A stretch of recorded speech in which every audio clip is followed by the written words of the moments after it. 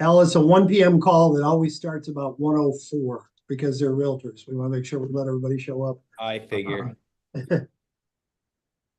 Great, Jim. Start off by insulting everybody. Well done. But we don't give them coffee and donuts. So It was me. It was me. You guys started because I wasn't in yet. Oh, yeah, that was it. Yeah, that's it. That's the ticket.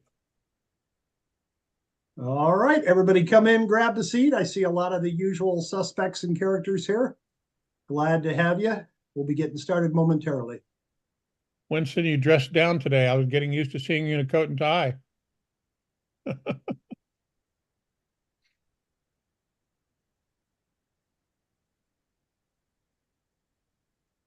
All right, I think everybody's situated. Zeke, please go ahead and turn on the recording. Welcome to our amazing investors and agents nationwide. Today is Thursday, April 11th, 2024, and this is All the Leads Mastermind podcast number 475. Before we get to our guest today, Tim, I know you have some opening comments. Take it away. Actually, I don't have a whole lot today. I will sort of tease a little bit and say that right now we're kind of still playing around with some of the things that we're working on, but we're looking forward to some new announcements product-wise very soon. And we're excited about that coming on, but I don't really want to take a whole bunch of time today. I want to get to our guest that we have who's joining us today and spend some more time learning a bit more about the attorney side of the business. And we're trying each time we do these calls to make sure that we sort of start with a theme. I'll tell you straight up that my biggest issue here with all of us is we want to hear from you. So as you're listening, at any point, if you have a question, please raise your hand. It's very, very easy to do that. And we look forward to having your conversations in here. We don't want this to be a monologue. We want it to be a dialogue. And the only way that works is if you're being part of that process. So on the bottom of your screen, you should see an icon that says raise hand, and you should click on that anytime you have anything that you'd like to ask, make a point, raise a question, tell us about something good you did, talk about your successes, questions, any of that. We're looking forward to hearing from them. As you know, we are All the Leads. We do sell probate leads, we sell divorce leads, we sell pre-probate leads, and other types of leads coming shortly. We have a professional print shop that will do all of your direct mail for you and any of your other print needs. That's why we sponsor this call. We have a complete support system for probate. That's why a lot of you are here. Most of you are our subscribers, and that's why we have this call. And we have some great coaches with us today who also always help us do a better job of helping you do a better job with your customers. Bruce Hill is on here. Bruce, wave your hand. See, there's Bruce. And there's Ken. Ken, wave your hand. yes. Also, Jessica is here. Jessica, you can wave. Jessica is representing our MIS team. Those are our marketing implementation specialists. And Jess is part of a team that will help you implement your marketing programs.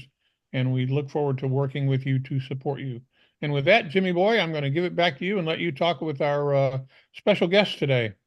All right. Well, I'd start off by saying you said we have a complete system. Part of that is the education component.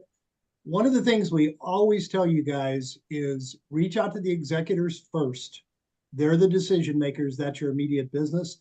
But we always tell you, don't ignore the attorneys. We give you all the attorney information, usually good phone numbers and emails. And one of our subscribers actually followed that advice and contacted Al Nicoletti. And I wish I remember, I knew who it was, Al, I'm not sure, but our sales manager, Darcy, reached out to me and said, our subscriber said that you not only took his call, but you spent an incredible amount of time with him answering his questions and kind of giving him a little mini seminar that was thorough but understandable on the probate process. So it just struck us that that's kind of what we teach, provide value first. And then I saw on your website there, we have frequently answered questions. you have YouTube videos, a ton of them on frequently answered questions. So it seemed like we had a lot of synchronicity between the way that we believe in doing business. And I think I just talked to you 3 days ago and you were willing to come on the call already. So I appreciate it. I know I sent you a few questions to answer. Do you have anything you want to start with, or do you have any opening comments? I really appreciate you being here. Yeah, no, Jim, thank you for having me, and great call we had the other day, and thank you for the whole All the Leads team. You got a little dose of my style, right? My style is I'm straight to the point.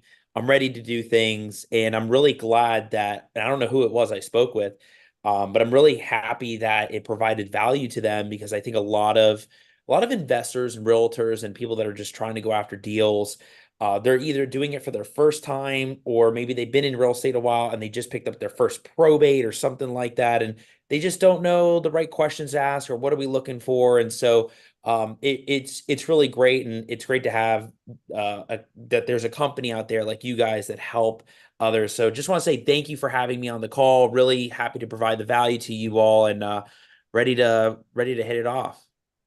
Perfect. If any of you know you have a question for Al, go ahead and raise your hand. I want to start with just a few basic questions I think would be of interest to our subscribers today. When executors contact you, Al, how do they typically find you, and what are their biggest problems or concerns? What do they need help with? Yeah, so a lot of the deals and probates that come to me, a lot of it's word of mouth, right? One of the big selling points that has really worked for me just in my practice on the legal side is, if an investor or a realtor finds a probate that needs to go through probate in Florida, whether it's from the pre-foreclosure list, a tax delinquent list, a pre-probate list, and the heirs have never been through probate, they come to me because I'll wait until the closing to get paid. So one of the biggest first problems is, how are they going to pay for this, right? And a lot of heirs maybe have talked to lawyers before, they have other families that have talked to attorneys, and so their first thing is, well, I don't have the money up front to pay the lawyer. And that's the first problem, right? And that's solved, at least through me in Florida, which is, hey, let's take a look at everything, and everything lines up. You're under contract with the end buyer. We'll wait and defer for payment till closing. Another thing is, a lot of these heirs, they get concerned with upcoming sensitive dates, right? So a lot of what probate leads are distress leads, which means that there is something coming up or some kind of indicator which makes them a certain type of lead. It's a pre-probate lead because it's a pre-foreclosure, it's a tax delinquent, it's a code violation. There's some kind of indicator. And a lot of times it's not just probate. It's, hey, there's an auction coming up. Hey, there's a tax deed auction. There's a foreclosure auction. Hey, the fines are racking up. I'm worried about what are we going to do? And so a lot of the pain points isn't the probate, it's sensitive time.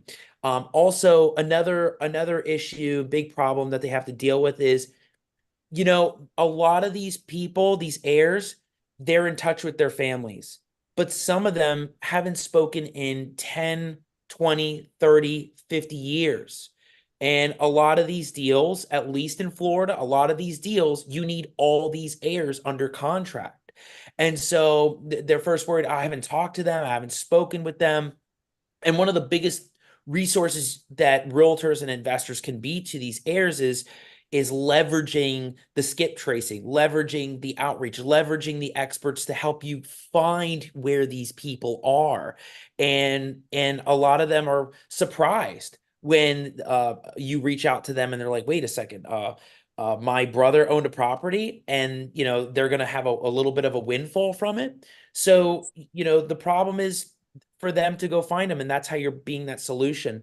Also, sometimes they don't just know what to do or where to go, and they just need someone to talk them through it. They've never been through it before. It's their first time.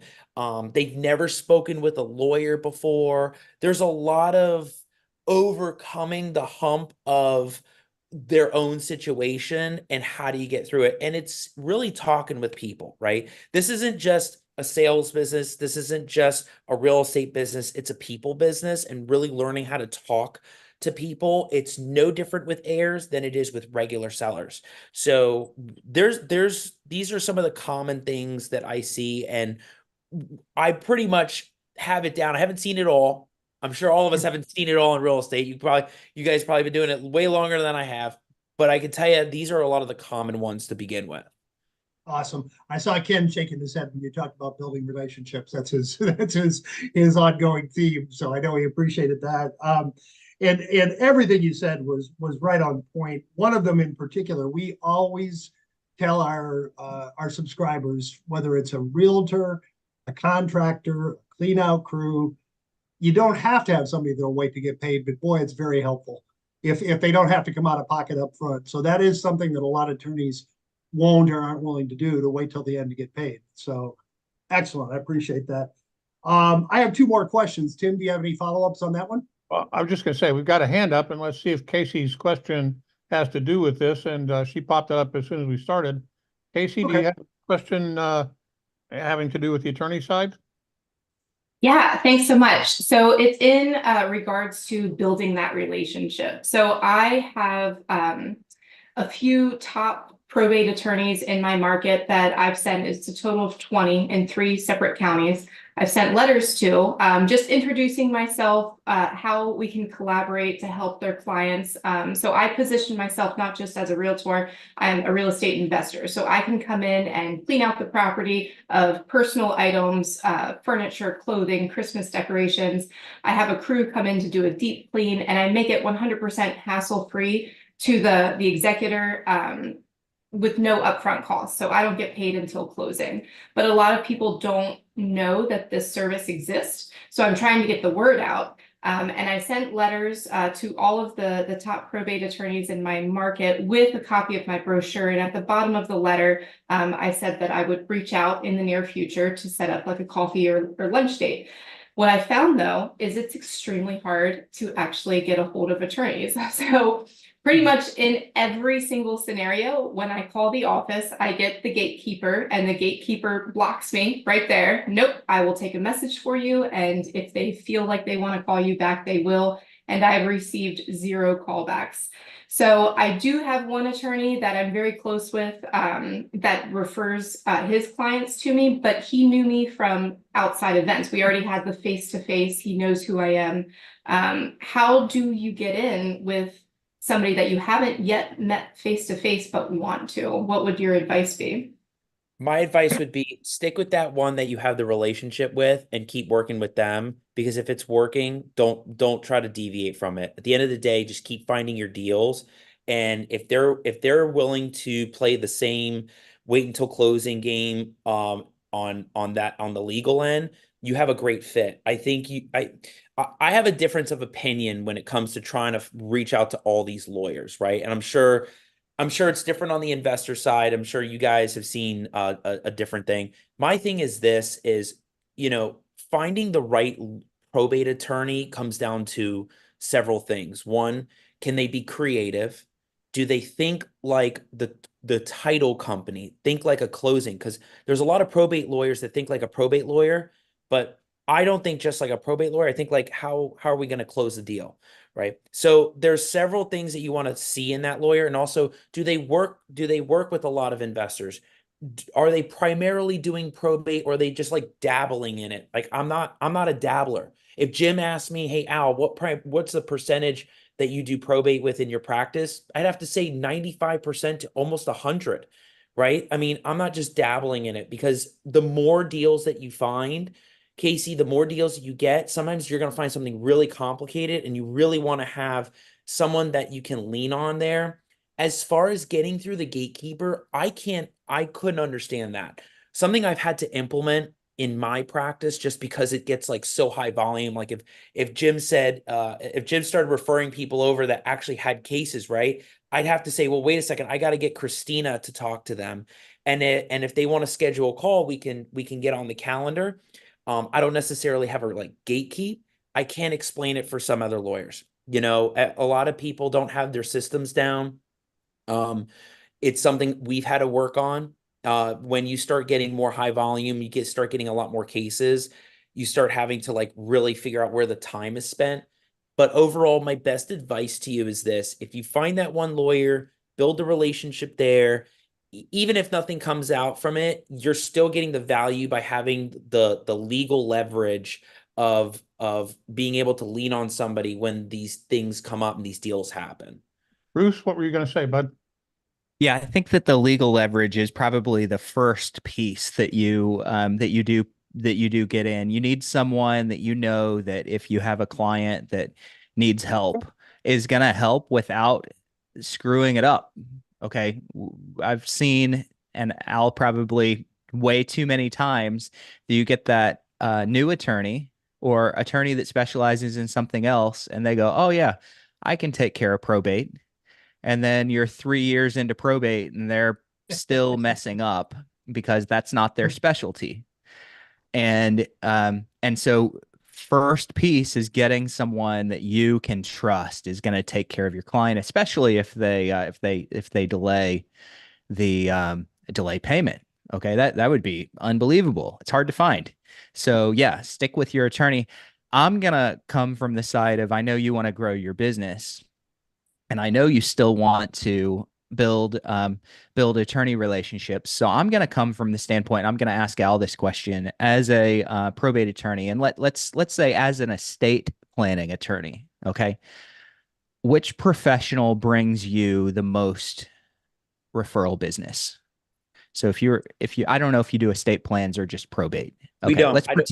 Let's pretend that you did estate plans. Okay. Which professional would you expect is going to refer you the most business? Probably realtors, maybe I would Okay. say, Yeah. just because they're dealing with people that other family members that want their mom, dad to sell the property because they can't live there anymore, but then they Mhm. make a windfall from that, so they need to do something with their assets. So there needs to be estate planning. Yeah. Probably say realtors, if anything, or Okay. just everyday people that just know you from word of mouth. So is there another professional that might deal with high net worth individuals that need to set up a trust or an estate plan? Financial planner? planners, Yeah. financial planners, accountants, Yeah. anybody in the financial industry, really. So what's happening to Casey is calling the attorney and trying to get the attorney who knows that she's trying to sell herself. Okay. Nobody wants to be sold, and they can just tell that there's probably a sales pitch coming. I would bet that if a financial planner called that same attorney, especially if that attorney does trusts and estate plans. Okay. If they're only probate, maybe not. But I would bet if an accountant or a financial planner called them, they'd most likely get through because they more likely have high net worth clients that need trusts and estate plans. Okay. That would be my guess. So Casey, one way that you might want to get with the attorneys is to go to the accountants and the financial planners, recruit them onto your team, and have them introduce you. Because I guarantee a really, really good financial planner that is dealing with high net worth individuals probably already knows the attorneys that you want to meet. That's really And good if they advice. Thank you. introduce you, it's going to be better than making a cold call. Right. And Casey, the only other thing we often talk about here is that, if you have one that you're working with, that's great. If you find that you're working through the leads that you have and you've found that the same attorney is showing up as representing, if you've got 100 leads in a county and every month you see consistently they're doing 8 to 10 of them showing up as the attorney of record, then there's nothing that prevents you from calling and buying an hour of that attorney's time. And that's a real good way to get through the gatekeeper, because that's what attorneys do, is bill for their time. So if you want to buy an hour of an attorney's time, that's a good way to go do it. Simply call and say, need to talk to an attorney, want to buy an hour of their time. And And that that's has what I worked was, a lot. go ahead, I'm sorry. That's what I was gonna say, and I was gonna ask two things. I was gonna ask Al, I'm assuming that would work. And also, we've had subscribers tell us that they've identified one of these power attorneys, and they've just showed up at their office and said, "Hey, I specialize in probate. So does the attorney you work for, or Mr. Johnson, whatever." I get about 100 executors a month that I speak to, and I'm noticing like 10 or 15 of them don't have an attorney. Do you think he would mind if I referred some of those people to him? And we've had people getting in luck to get the, would you take somebody like that was in your office saying they might have referrals for you? Would that be effective? I mean, if somebody said, "Hey, we have all these probates that haven't gone through probate yet, right? And we need to either sell the property or list the property," we're always looking at that for sure. Yeah. I mean, yeah, there's various ways. I've heard so many people have different methods to, from showing up to having just really deals ready in the pipeline, right? I mean, that's the big key. And also, Jim, going off Tim's point, I've had several, it hasn't happened often, but there have been several people where they'll say, "Hey, I've seen that you're doing these probates in a matter of like 2 weeks." Like randomly somebody will say, "Hey," and then they'll say, "Hey, we actually pick up, probates as well. Do you wait till payment till closing?" And they'll ask questions. So some people do find you from the court dockets. It just depends, and then they'll reach out and you just build a relationship from there. Just as long as you just have no expectations, and then really it's about getting the deal done. That's what this is all about. Sure. Yeah. My sister owns a title company, and it's the same thing with the title company. How long is it going to take to close on a probate? I often tell people it's like a good title company. It could take 6 months or 2 weeks, depending on what needs to be done. So there's a huge difference in quality.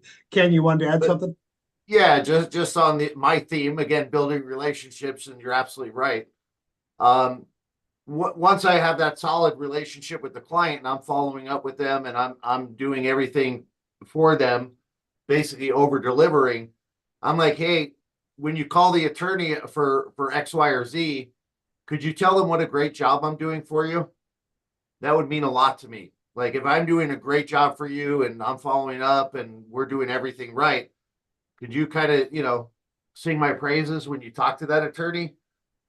I mean, what better way than this client loves you because everybody's afraid to give a referral for somebody who really doesn't care, doesn't get it, is not going to do all the right things. So now you have the client going back to the attorney and being like, "Wow, Ken Blumberg, he's amazing. Like, he's exceeded my expectations." And then at some point you're going to double back and call the attorney. And that's when I would set up the meeting, the lunch, the drop by of their office. "Hey, I'd love to meet in person and see your office. Talk to you about probate. Maybe I could pick your brain." Approach them also as you're going to learn from them, which I'm sure you're going to. But I think, having that client, build you up, that's important. Perfect. 2 more questions. The second one, Al, how often do you actually refer investors or realtors to your executors? And what are the most important non-legal things an agent or an investor could do to help the executors and to earn your referrals? Yeah. So on the first, we'll come back to the second question. On the first question, really, all my leads end up being word of mouth. They're already under contract. They're already listed. So and I guess I'm just different in this aspect because of the speed, efficiency, and model. So really nothing on my end is referred out just because everything that comes in is already locked up. That's just the way it's worked. And we don't do organic marketing. We don't do organic outreach or inbound marketing. A lot of it is, and I think this is probably what just makes it super comfortable on my end. I know there's a deal actually happening. I know that a lot of people don't have the money to pay up front. So I know that the deal is happening. I know it's going to get closed. We'll wait until the end. And then the second question, if you want to go over that. Yeah, I was just saying and maybe not you, but then put yourself in the shoes of other attorneys that maybe aren't quite as relationship based as you. What are the most important things an agent or an investor could do to help the executors to earn referrals? What do they, I guess, Annette, you kind of covered that in the first one. What are their biggest concerns? But what are the non-legal things that an agent or investor could take off your plate for you? Yeah, I want to phrase it slightly differently. Same question, but I really want to ask, what can an agent or an investor do that will help you expedite your job, get to the closing quicker, because that's really what we want our people to know, so that when they're coming and talking to you, we always say, you got one commodity, you bill for time. That's what you do. And so what can they do to help you get to the prize quicker? And I'm not trying to be purely mercenary, but how do they bring the best value to you as an attorney? Therefore, you want to work with them. We got to start with the documentation. We can't do any of this without the documents. So I have my own checklist when it comes to this stuff, but I would say it's the documents and getting their things in order. And a lot of people have things in boxes and in the attic and, you know, under their bed. And the first is getting that all together: the death certificate, the will, if the will's leaving it to a trust. And then it's also all the heir info too. So you're not going to be dealing with just one person. Usually you're going to be dealing with multiple heirs. So making sure, where are they? Are they all on board? Do you have their contact info? What's going on? So I'd say first and foremost, getting the documents and affairs together. Second thing is, once you're really solid that the deal is going to move forward, it's making sure you're lined up with the right title company. Because the title company's got to run their due diligence report to make sure, hey, this is not just about the probate, but all these other things that are going to pop up. You don't want to kill the deal. You don't want to find out there's 2 mortgages and now the whole thing's underwater. You don't want to find out there's an IRS lien or other liens that are attaching to the property, credit card judgments, or that the back taxes are so high. A lot of times it doesn't come down to probate, but it comes down to the due diligence and is there even room or money or possibility in the deal. So I'd say that's helpful, as well as having that conversation with that title company and having that relationship right there. That is big. And I just say being very focused on, at the end of the day, realtors and investors are just trying to get the listing or the deal. Focus on the deal. Don't focus on everybody else, and just making sure that the dynamics and the connection are there with the seller or sellers. You don't want to lose that. And really just hoping that everything's moving along. So just really helping get affairs together is really the biggest thing. I can't talk about the checklist enough. Anybody in Florida that has sent a probate and says, hey, we got a probate, needs to be done, immediately it's the checklist, because without the checklist items, we can't properly analyze what's happening. Kind of like an agent working with a good mortgage broker. You want to make sure they're pre-qualified for the mortgage. You want as much help as possible from the person bringing you the deal to make sure that you got a deal there and how to get it done quickly. That makes sense. Got it. Yeah. Well, I think you actually answered both my questions. One was how to help the executors, and the other one was to help you. Guys, raise your hands. I'm sure you have, if you have a particular deal. If you have another question, we have an Ask Al. What have you always wanted to know from a probate attorney, but we're afraid to ask? Hey, all right, Sean Z is raising his hand. Sean, can we unmute Sean? Or Sean, can you raise your hand electronically? It's a little bit easier. I noticed that the hand raise button had moved for people on my screen. It's not under reactions anymore. I don't know if everyone else is seeing that. It's under the more option. Yeah, I couldn't find it. I just went like this. Yeah, it's under the more. I don't know, wide option enough under screen, raise it hand. shows up at the bottom. Otherwise, it's under more. Yeah. We do have a question in chat while we're waiting. So, oh, there it is. Sean has raised hand. Hold on one second. Trying to get back to the front. There we go. Okay, we're good. Sean. Unmute yourself there, bud. How you doing, guys? Good. Good. Hey, Al, thanks for your time. Appreciate it. For sure. So if let's just say I came into your, well, I have a few questions, but we'll keep them all short. If I came into your office and you just so happened to be with the receptionist, and she's like, "Oh, this gentleman's here. He wanted to speak with you about probate real estate," and you just so happen to have a couple minutes, and I went into your office. Not to say like, what are a few things you want to hear come out of my mouth, but like genuinely, like what would you want to hear from me presenting to you that we've never met before? I'm either new in the market, new to the game, or whatever it is. Maybe I haven't done a probate deal. what is it that's going to not take or make you trust me, but give me an opportunity to work with you I mean, to it's help really your clients? well, it's to help my clients. So I can't answer what a lot of other attorneys have for their files. In terms of my files, they're all locked up under contract. So there'd be nothing on my end. But one, yeah, I'd have no problem sitting with you for 10, 15 minutes or, kind of going over, hey, what markets are you in? What counties are you in? My best value to you would be talking about, hey, these are the hottest counties right now. These are the hottest leads. These are the most motivated sellers. Really focus on the distressed parts. These are the right questions to ask. Here are some experts that you want to get with in case you can't find an heir. There's definitely rapport that I'm sure you'd want to know, or like maybe you come into the office and you're like, hey, I'm not in Florida, but I'm in Georgia. Do you have a really good Georgia lawyer? Or do you have a really good connection with somebody in another state?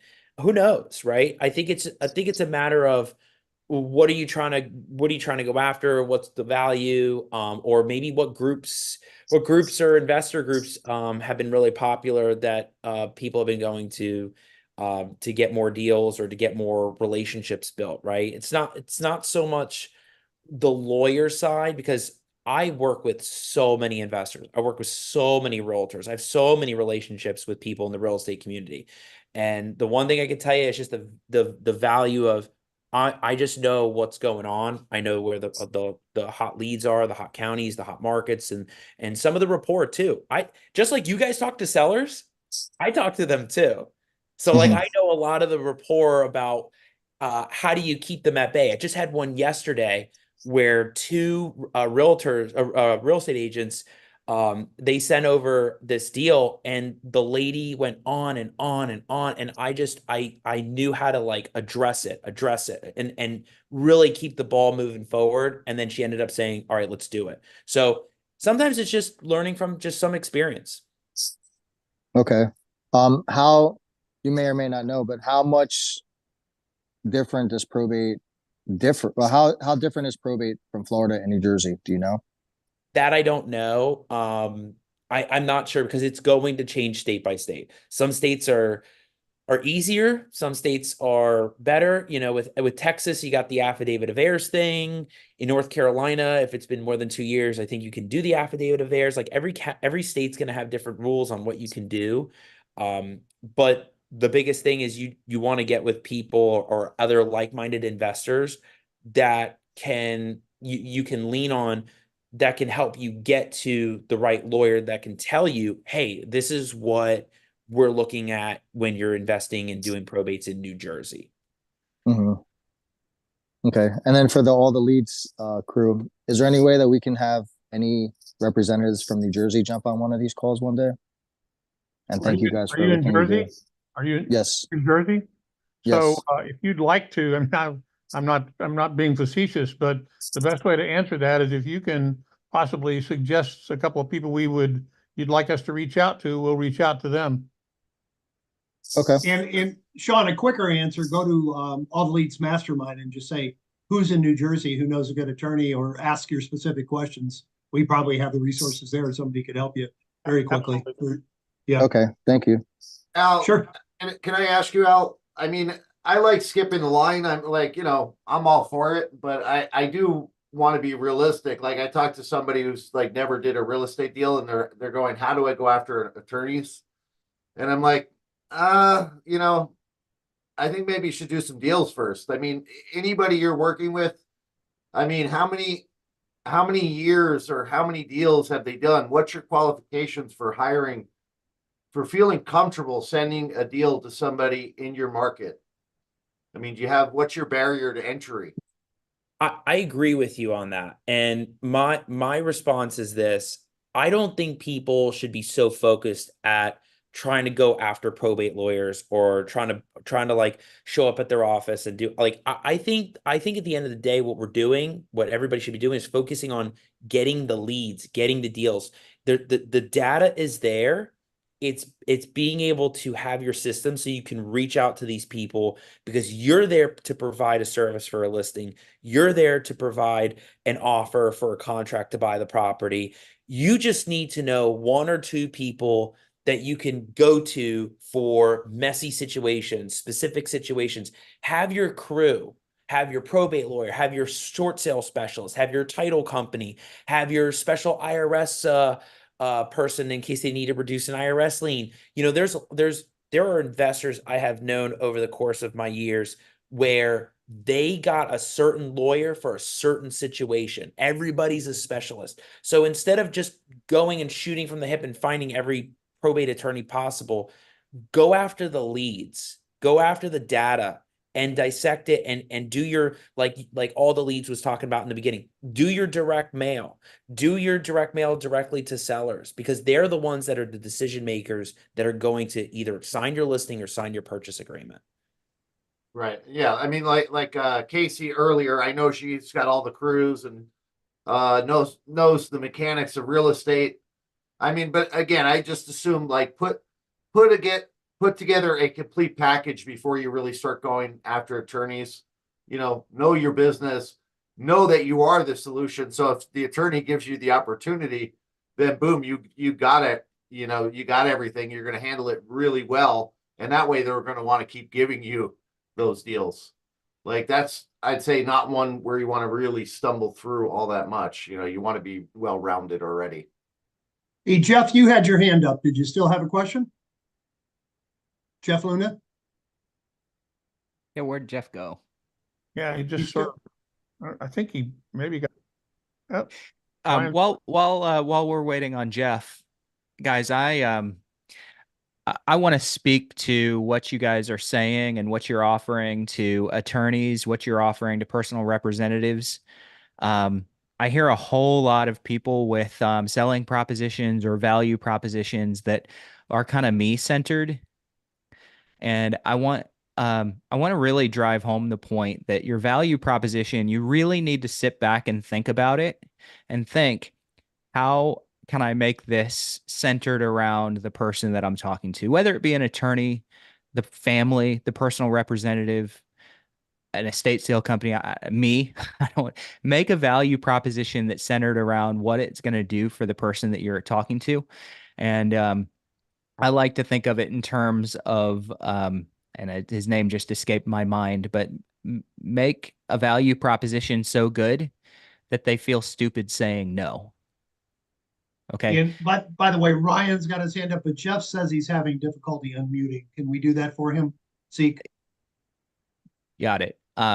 So think about what's going to cause someone to want to further that conversation with you. If you call and it's just, hey, want to buy your house, they might not be ready for that. That's not very appealing to the person in their situation. It might be, but we don't know. So I want you guys to really take time to think. And one of the reasons that a lot of people struggle on the phone or struggle getting a meetings with attorneys or personal representatives or whoever is because, Alex Hermosi. Thanks, Sean. You want to you want to give that value proposition some real thought. And then when you ask that question for the meeting, when you ask for whatever it is, you kind of want to already know what the answer is going to be. Okay. So you go to attorneys and Al has very eloquently stated why you probably just want one go-to attorney and you want to go focus on the deal. Okay. Personally, I want a handful of attorneys that trust and like me, but I don't call by saying, who are you going to give me? Okay. That's not very easy for them to say yes to. Okay. I want to really focus on what I'm going to bring to them that would make them beg me for the meeting that you guys are begging the attorney for. So we're spending time begging the attorney to meet us. I'd rather set up a value proposition, really give some thought to it where they're like, oh, why on earth would I ever say no to meeting with Bruce? He's offered me something that would cost me money, time, or energy to do myself. Okay. And I'm not going to give you any more ideas than that. I just want you guys to reframe the way that you're thinking about how you approach the prospects that you're approaching. By the way, this is our best attended call since the NAR lawsuit, and we've got a ton of texted questions. We've got 2 people. Al has a hard cutoff in about 13 minutes at 55 after the hour. I don't want to make you late. So Okay, well, let's get to Ryan's question. Ryan, go ahead and unmute yourself there, bud.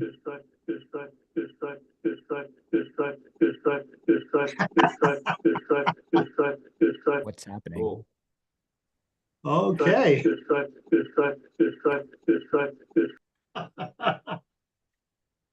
Ryan, what's happening? Growing disco.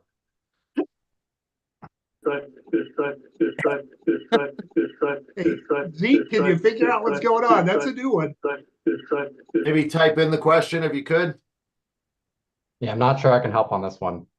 Oh, come on, take a stab at it. Take a stab. Ryan, try it again, would you? And Jeff, can we unmute Jeff?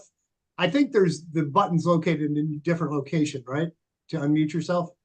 Is that the issue, Nope. Bruce? No. No? Okay. We'll just ask Jim, Jeff to Jim, unmute just himself. a second, bud. Ryan, are you squared away, man? I don't know. Can you hear me? Fine now. All right, cool. So with regards to, Al mentioned collecting the documents is the first big step and a hurdle.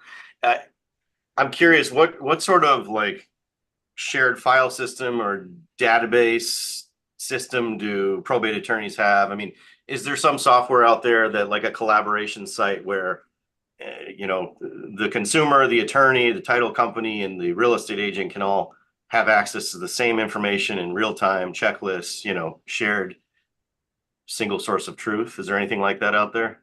Not that I've seen. It's just kind of, there's one thing on the lawyer end and there's one thing with the title company, because title companies are going to want like so much more on their end. And then also with title companies, they have to update their title and title commitments. So there's so many other things that they're going to need later on, but I have not seen a giant shared space when it comes to that. Okay, thanks.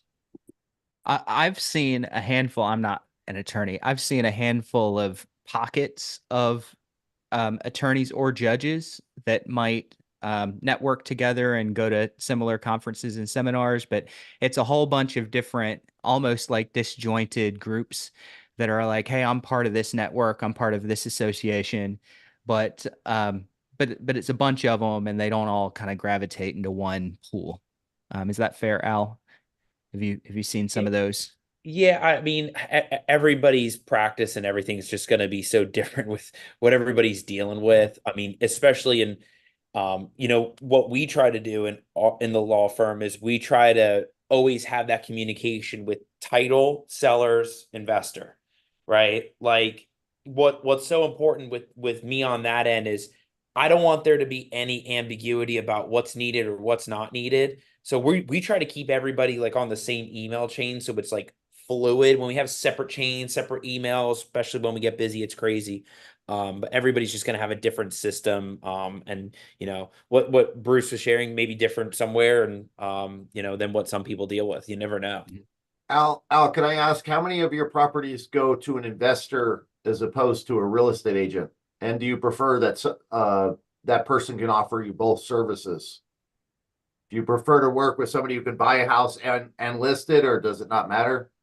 I don't really think it matters as long as everybody's doing what they need to do and just staying in their lane, right? I think a lot of times it comes down to I don't think it really matters, really. If realtors, investors are going after the deals and they're closing, go after it. I will say what I've seen is probably 70%, maybe 80% of the probates that I see are investors. And then you have some realtors, but then all of a sudden there's like a certain period of time in the year when it's more realtors than investors. And it's like, Well, I'm saying if a client comes to you and says their house is completely trashed, it's a hoarder house, it's got roof damage, etc. When you think about I don't know if you refer a realtor. Some I think attorneys don't even refer realtors. They just let the client figure it out. But when you refer somebody, do you have somebody like, oh, I know an investor that will buy this property. They bought this other property that was completely trashed. I know I can count on them. They're going to give me an offer and we're going to get this taken care of. We just don't run into that on our end, just because anybody that has come to me already has the deal. And if that did happen, I'd probably say, look, I think it's going to depend on your situation. I don't know the condition of your property. I don't know if you could list it, and a lot of times they all of a sudden jump in and go, oh, well, I have a realtor friend, or I've been getting letters and stuff like that. Usually they have somebody already, but I've just never been in that position, just because the way that we work has just been so efficient for everybody just to get their deals done. Like, my style, my approach is very like go. So we haven't run into that. Okay. Okay, real And quick. So I know you've got some time constraints here, and we need to reserve a little bit of time at the end for another thing that we're going to do. So I want to pop through some quick questions that we have here. Daniel, I'm going to ask your question. I'm not sure I'm going to ask it the right way. Daniel said he wanted to know if services like they're offering rekeying or inventory of property or clean out, and they're offering them as a lead in to maybe help the attorney, but then they don't get any business from the listing or accepted cash offer. He's saying, is there any way that we can bill through the probate to be paid for those services, or is it lost? And that's a contractual question. Yeah, I don't even know what would happen there. That really depends on how far and how much you agreed to doing it. It really is going to depend on everybody's situation. It's hard to say. I understand. Got it. And I would just comment on that as well. I think if you haven't established a contractual relationship that establishes your ability to get paid for that, then I would say the answer is no, regardless, because in order to demand payment, you've got to have an agreement for services. So if you've agreed to provide it on behalf of the estate or what else, and you don't have somebody who's signed and said, yes, I'll make sure we get paid for that, then it's a moot point. You're going to have that. But I think that's a discussion that you need to have with the individual attorney you're working with, Daniel. You mentioned on your earlier comment that you had a question, or you had a checklist that you use. Is that something that you could share with us, that we could potentially share with our people? Sure, absolutely. Jim, I can definitely send that to you in the email. And yeah, I mean, it's definitely a general template, right? It's not going to be everything, but it's a really good outline that could help for sure. Sure, and we get that, and I see that, and I see we've got a hand raised. I'll get to you in just a second. I just want to make sure we get through these. Somebody asked, can an attorney be an investor with a realtor on a home and still handle the probate, or does that turn into a conflict of interest? I mean, it doesn't have to. I guess if there's a lot of disclosure to everybody, it's going to depend on ethical rules wherever they're at. But if everybody's in the same disclosure and they're understanding that everybody's kind of in on the deal, that's always going to depend on the seller and if they feel comfortable with that, and if the ethical rules line up with that. It's just every state's going to be different with that. But usually there's a lot of disclosures. Okay, that's great. And somebody asked where you are, and Al is in Jacksonville, Florida. Al, what area, kind of how wide an area do you service? Oh, all Florida. Any county in Florida, we go, whether it's the Panhandle, South Florida, Southwest Florida. We're just seeing it everywhere. And what's been so great is we're virtual. Like I'm not even in Jacksonville right now. I'm in Miami, and we're virtual. We could do this all over. And that's what's been great since the pandemic hit. Okay, great. And what we'll do, guys, is that, we're appreciative of your time, and we'll pop something out to our people in an email, and we'll put you'd send us a QR code for people to reach out to you. We'll get that out. So you can look forward to that in an email from us if you'd like to reach out to Al directly and work with him and maybe get some questions answered there. Bruce, there are a couple other questions in here I'm going to reserve for you at the end. And so I'm going to take one more question here, and then we're going to run out of time with Al. So go ahead, Deepak. Yes, hi Al. Thank you so much. I mean, I have done probate, but I have not done any like relationship with the attorney. So my question is, how a realtor can really help make your job easier based on your experience like what things you are look for if you decide to work with an agent. I don't know if you have answered this question, but I just wanted to summarize from a attorney perspective what you are looking for from the agent, their team, their resources. Great, thank you. Go ahead, Al. I know you covered it briefly earlier. Just summarize it back for him if you would.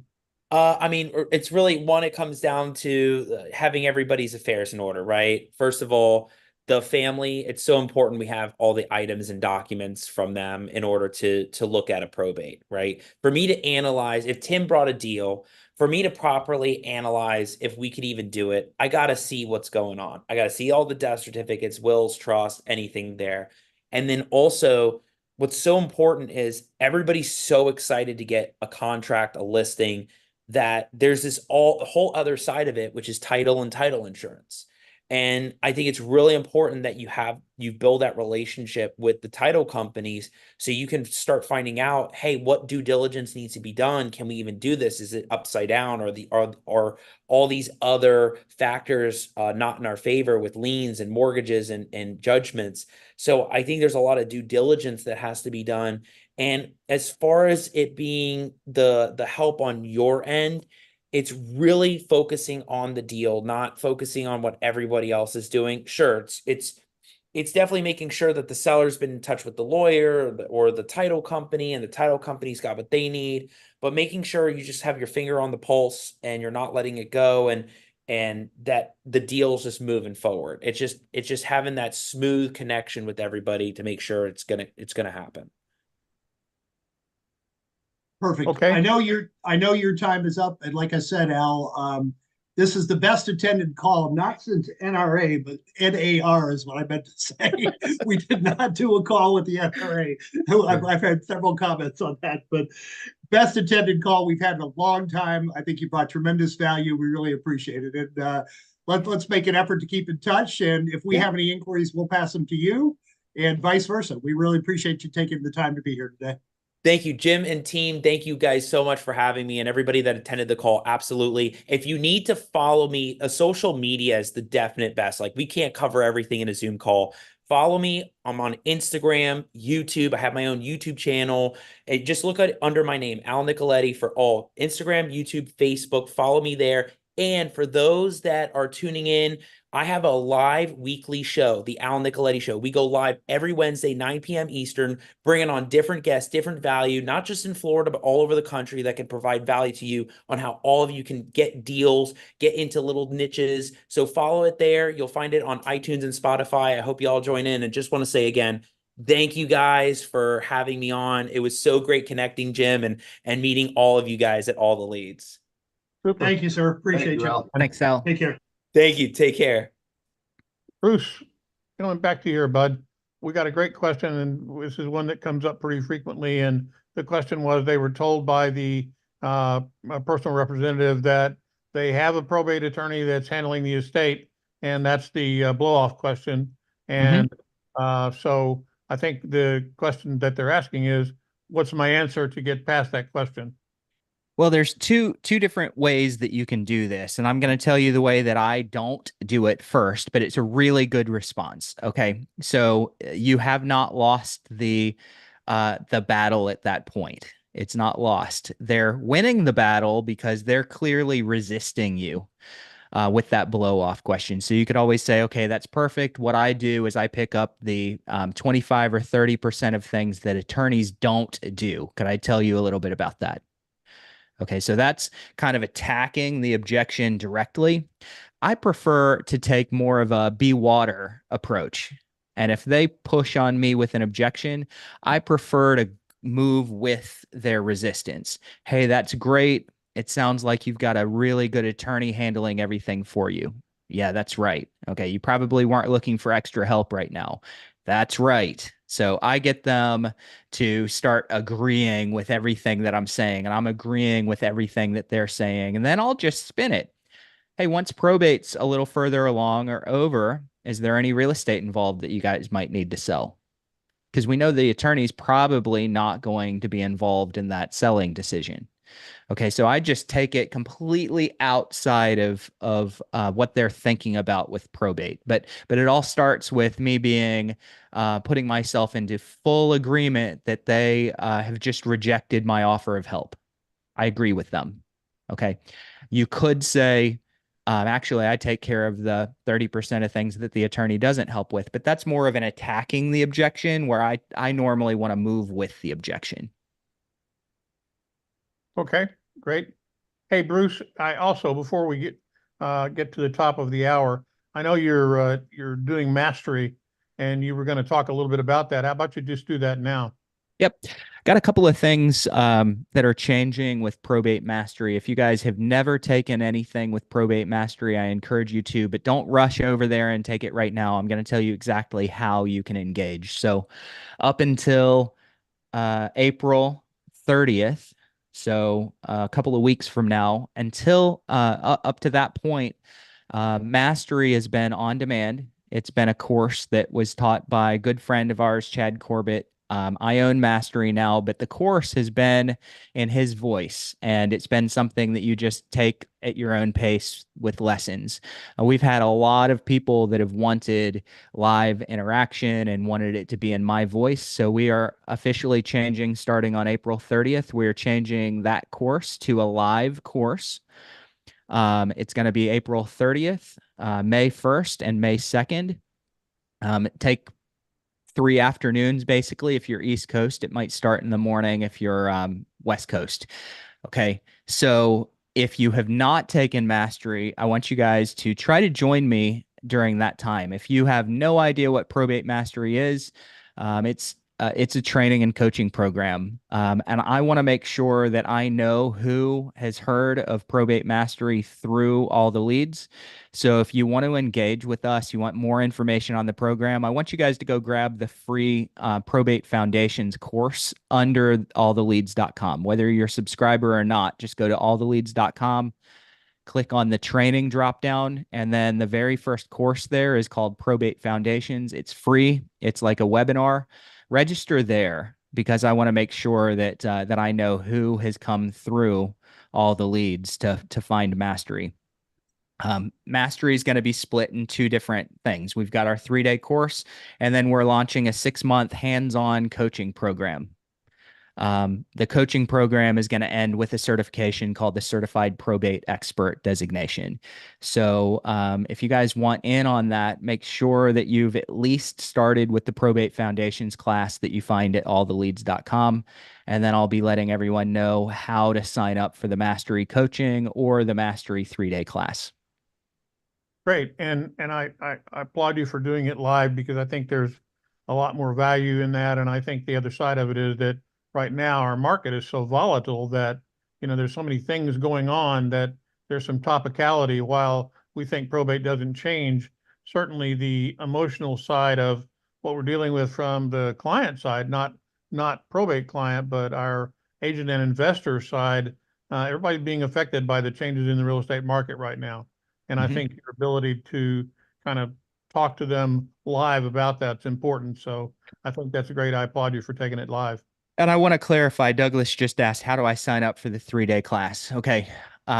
First, the website currently only sells the on-demand class.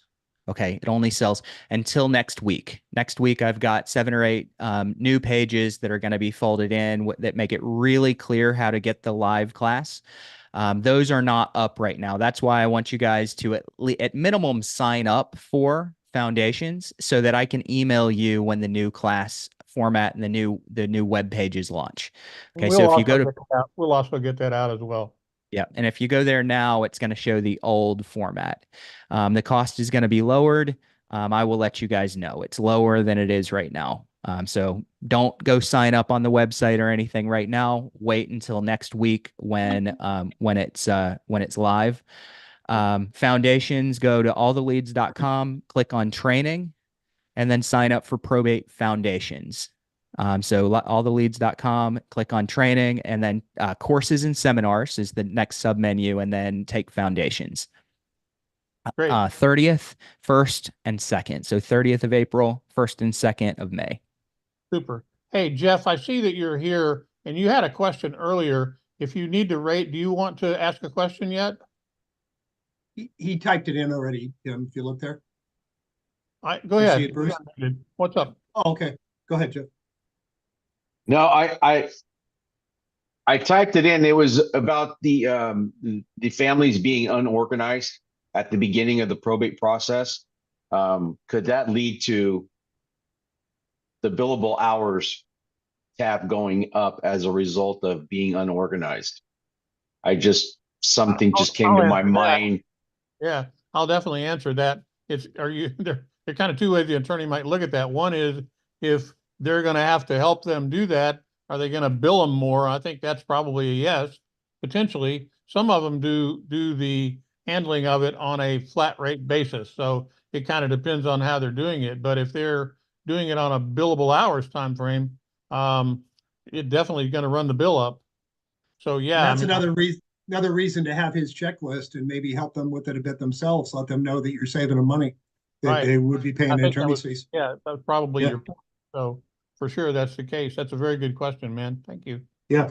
Thanks for asking that. Hey, I think we're through everything. Lots of great questions today. We may have missed a couple in the chat side we didn't get to. And if so, I apologize, but we can't get to all of them, and we'll do better and we'll run longer, but we try to keep this to an hour if we can do it. And I appreciated them being on. Jim, I'm going to kick it back to you and let you send us home, buddy. All right, sounds good. I just wanted, I hope, and we're getting good feedback that you guys like this new format. We're trying to come with a prepared topic, and we're also allowing a significant portion of the call for open forum questions. And I just wanted to throw out there, if any of you have a topic you would like us to cover, let us know, because this is about you. If we get a consensus of opinion, half a dozen people saying I'm interested in this, so please email us if you have a topic you'd like us to cover in future calls. And as always, I want to thank each and every one of you for being here today, particularly thank those that actively participated. Again, thank Al for coming on short notice. And I challenge each of you, just take one idea that inspired you on this call, go out and put it into practice, and please come back next Thursday and share your results with the group. Have a great week, everybody. Same time next Thursday. Take care.